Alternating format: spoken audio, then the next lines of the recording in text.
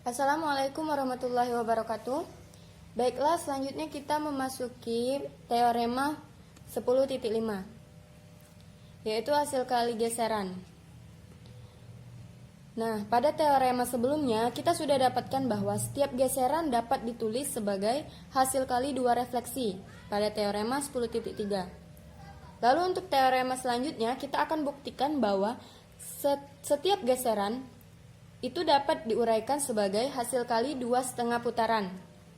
Jadi kalau di teorema sebelumnya itu geseran didapat dari hasil kali 2 refleksi, maka untuk teorema selanjutnya kita akan membuktikan bahwa geseran itu juga dapat dihasilkan dari 2,5 putaran. Teorema 10.5.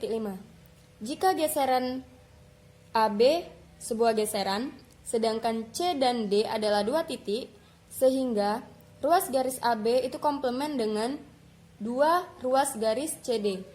Maka geseran AB itu sama dengan setengah putaran pada poros D dikali dengan setengah putaran pada poros C. Kita buktikan. Andaikan garis G ini sama dengan garis dari titik C ke titik D, di mana K tegak lurus dengan garis G di titik C dan M tegak lurus pada garis G di titik D. Jadi di sini ada garis G, yaitu dari titik C ke titik D. Nah, di mana ada K? K ini tegak lurus pada garis G di titik C. Nah, K tegak lurus pada garis G di titik C. Sedangkan M tegak lurus pada garis G di titik D. Maka garis CD ruas garis berarah dari K ke M. Nah, jadi CD ini merupakan ruas garis berarah dari K ke M. Nah, ada tanda panah di sini. Oleh karena ruas garis AB itu komplement dengan 2 ruas garis CD. Nah, ini kan ruas garis AB komplement dengan 2 ruas garis CD. Maka pada teorema sebelumnya juga sudah didapatkan bahwa geseran AB itu sama dengan pencerminan pada M dikali pencerminan pada K.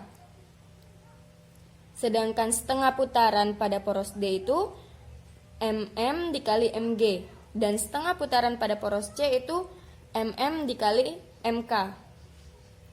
Nah, dapat kita simpulkan bahwa geseran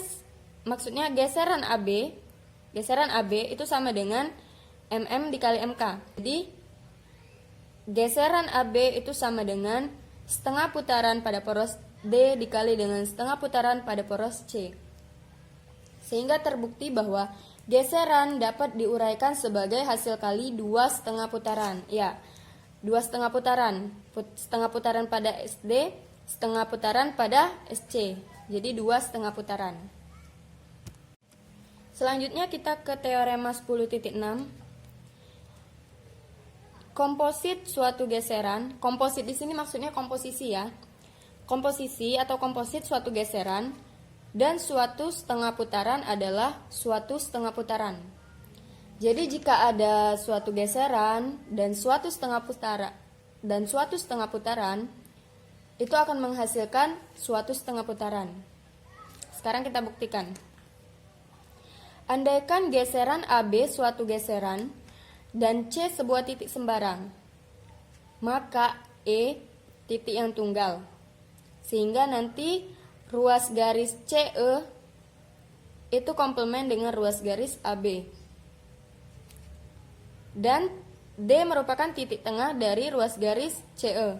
Maka ruas garis CE itu akan komplement dengan 2 ruas garis CD. Nah, menurut teorema 10.5, geseran AB itu sama dengan 2 kali setengah putaran. Jadi geseran AB itu sama dengan setengah putaran pada poros D dikali dengan setengah putaran pada poros C. Nah, dari teorema 10.5 ini, kita bisa mengalihkan kedua ruas dengan setengah putaran pada poros C. Jadi geseran pada AB atau geseran AB dikali dengan setengah putaran pada poros C itu sama dengan setengah putaran pada poros D dikali setengah putaran pada poros C dikali dengan setengah putaran pada poros C. Sehingga geseran AB dikali setengah putaran pada poros C itu sama dengan setengah putaran pada poros D dikali dengan identitas. Mengapa identitas? Kita sudah belajar pada materi setengah putaran bahwa SC dikali SC itu sama dengan identitas. Sehingga dapat ditulis geseran AB dikali setengah putaran pada poros C itu sama dengan setengah putaran pada poros D. Dimana yang akan kita buktikan tadi kan komposit suatu geseran dan suatu setengah putaran adalah suatu setengah putaran.